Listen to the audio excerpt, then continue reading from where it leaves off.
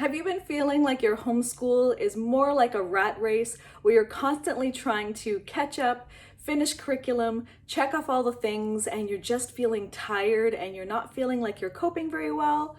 Well, if you would like to have a more restful and peaceful homeschool, stick around for the rest of this video. I mentioned in a previous video in which I am talking about my journey in the Charlotte Mason method, and I mentioned that one of the benefits, or the greatest benefit I think, of a Charlotte Mason method and philosophy is that it offers a restful and peaceful homeschool. And after finishing the video, I realized I didn't really explain how it's restful and peaceful. I just declared that it is. And I feel that in this video this week, I want to talk about how it has made our homeschool much more restful and peaceful, and how it will do the same for yours as well, because of Charlotte Mason's philosophies and her practical methods of education in the home. So first of all, Charlotte's methods are not just for the children. They are also for the homeschooling parent, the moms and the dads. Charlotte wants everyone to enjoy the feast. And by doing that, by having a variety of mental food through literature in all subjects, a variety of subjects and interests, that your soul and your mind are fed. You feel satisfied because you are able to connect with so many places within yourself and interests outside that you feel fulfilled. Now, you might say that you're not interested in feeding your mind. You just really want to feed your children's mind. And you might just be, I've done school, been there, done that, and I'm not interested in learning more. But first of all, without reading any books for yourself, even when you are feasting on the literature along with your children, you will find that you are fascinated and interested, and a passion to learn more becomes ignited within you, and you want to learn more. I've been finding myself becoming interested in all of these different areas of history, in different biographies, in a lot of different areas that I have not really been interested in for a very long time. Now, I recently heard of a homeschool mom who was a doctor. She spent years and years in university focused on one subject and one subject alone. And then she went into medicine. And of course, you have to keep up your practice by constantly fixating on that particular topic in human anatomy and physiology and pathophysiology and in the sciences. And that's really all the time that you have to feed your mind.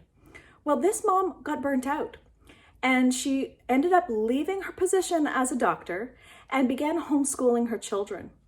And then when she discovered Charlotte Mason and began incorporating the Charlotte Mason method in her homeschool, she became, for the first time, felt fulfilled, satisfied intellectually, and began to thirst and hunger for more food, for more of the feast for herself. And she began to discover new passions and new interests, but she felt fulfilled in her life. And she realized that the answer wasn't necessarily leaving the medical field. You know, a lot of us may go to school, we may go to secondary school or other programs, we may go on to a career, and then we realize we're just not passionate. It's become dull. We're not feeling passion in our lives, and we're not feeling interested in a lot of things, and life just becomes mundane. Well, how Charlotte Mason says we fight this mundane is by feeding our minds. And her method, by presenting yourself with this whole entire feast in history, geography, sciences, maths, Latin, art, composer, hymn studies, Bible study, all of these areas just make us imaginative, creative, and passionate for all of these different areas, and we're fulfilled. All of the areas that our bodies and minds and souls need to fulfill us become fulfilled. And of course, our faith in God fulfills us as well, but I believe that He also intends for us to use our minds and fulfill them by feasting on the great ideas that have gone out before us. And it's this that brings rest and peacefulness to your homeschool, one of the factors, because you as a mom are completely satisfied in the learning. You are being inspired, you are becoming creative, you are enjoying what you are learning. And when you enjoy what you are learning, then your children become inspired, your children become passionate. One of the things that really spoke to me as I began reading Charlotte Mason's books is that I was seeing school as a checklist. I had the checklist either right in front of me or in my mind, and I'm hurrying the kids along. Okay, hurry up because it's time to move on to the next subject. Okay, let's get through this. Check, check, check. And when you see homeschool as a big checklist to check off and be done with and move on about your day, your children are sensing that as well. You're not just sitting back and enjoying and relaxing and resting in what you are learning and reading. You're rushing through to check it off. But you don't want to do this when you yourself are finding a passion in what you are reading along with your kids. And then in addition to that, I would encourage you, as you become passionate, or what this really creates for you is a passion for you to continue on reading and learning and growing, and maybe dipping into those books, great classics and pieces of literature that you never got to read. You've heard all of these little great book lists of must-read books, but you've never touched them yourself. You may then become desiring to read those books for yourselves. And that's what I have been doing. In addition to reading these great books with my kids, I have begun reading again and finding just a thirst and a hunger to feed my soul with these great pieces of literature. The next reason that Charlotte Mason's philosophy and method is very restful and peaceful is because the method focuses on self-education. We are mere guides presenting the information to our students, and they then have to learn how to self-educate. By presenting it a structured schedule and presenting each idea to them, they take from it what they are meant to take from it. You may, in addition, help pull out more ideas by asking good questions, but the onus is no longer on you to ensure that you have given them every bit of important piece of information from kindergarten up until grade 12 to prepare them for university. You will find that the great pieces of literature that you are reading to your kids, they are getting above and beyond what students in regular school would get. And not only are they receiving it, but they're understanding it. By reading these pieces of literature, over time, they are absorbing more and more and growing in understanding, because after reading it, you're discussing it, you're talking it with them. And by them narrating orally and written these ideas after each reading, more and more of that information is just becoming part of their knowledge.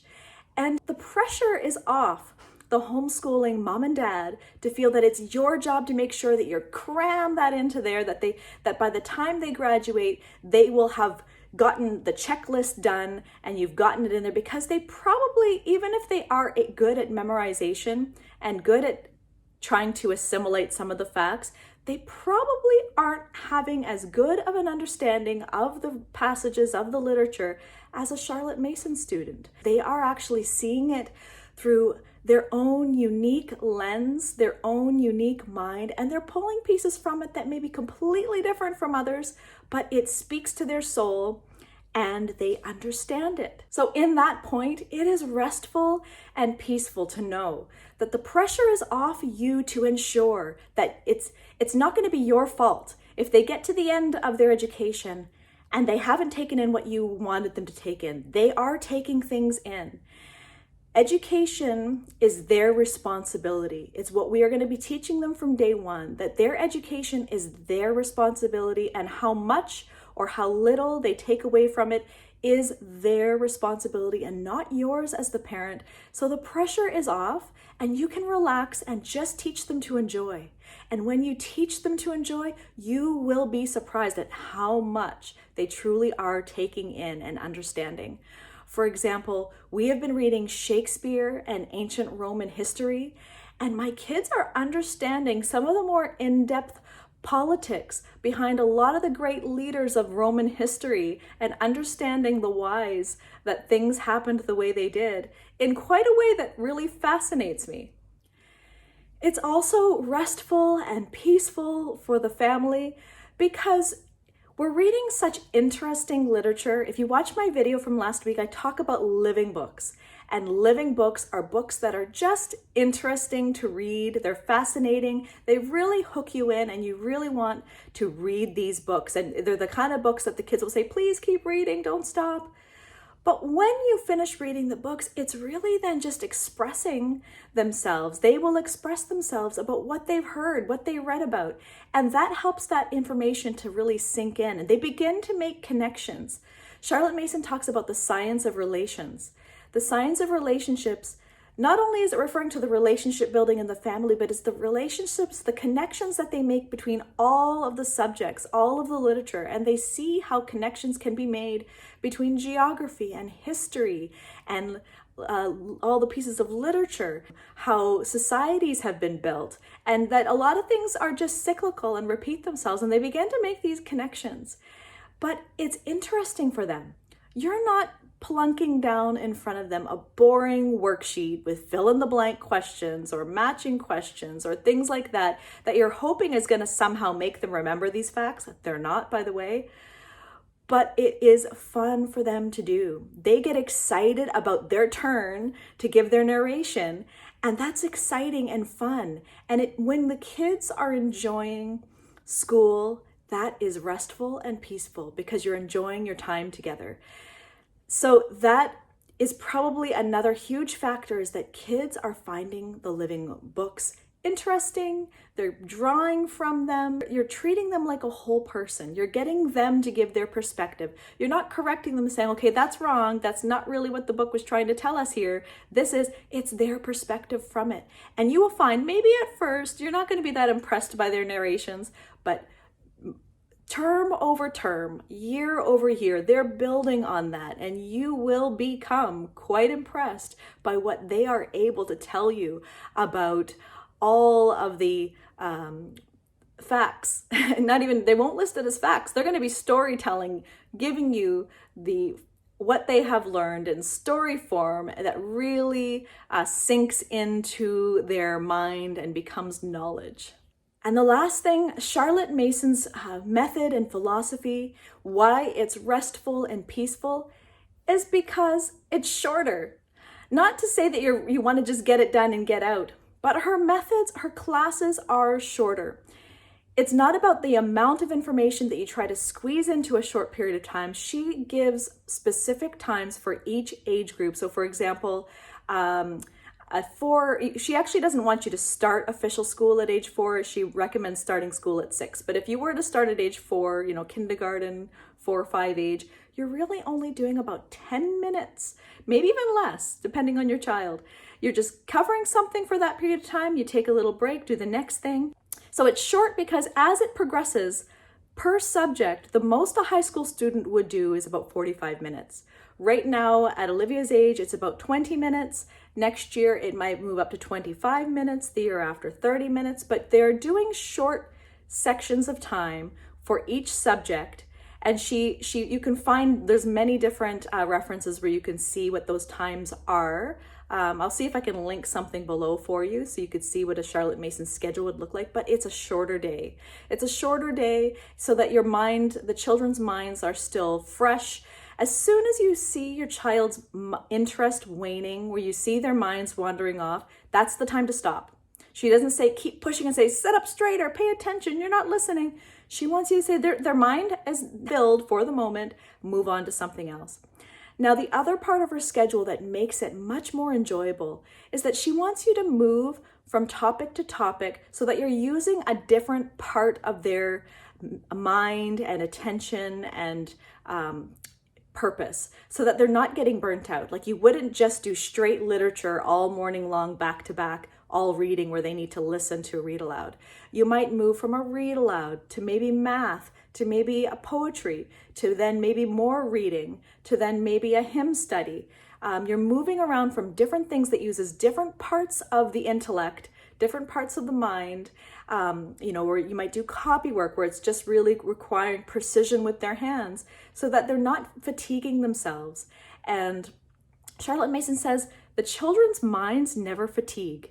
You just need to change different types of ways of learning throughout the morning and afternoon. Now, Charlotte Mason also wants you to do all your school in the morning, and the afternoon time is for outdoors, nature, and all the enrichment fun things is the afternoon. We don't quite do that. We kind of do a bit in the morning, a bit in the afternoon, and then move out to the outdoors and enrichment. But you can really set your day up how you will.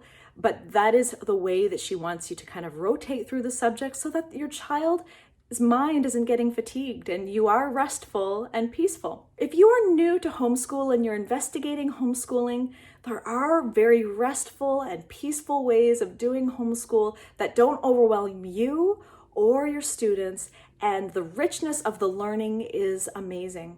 But I thank you so much for joining me today, and I will see you next week. Bye. Bye.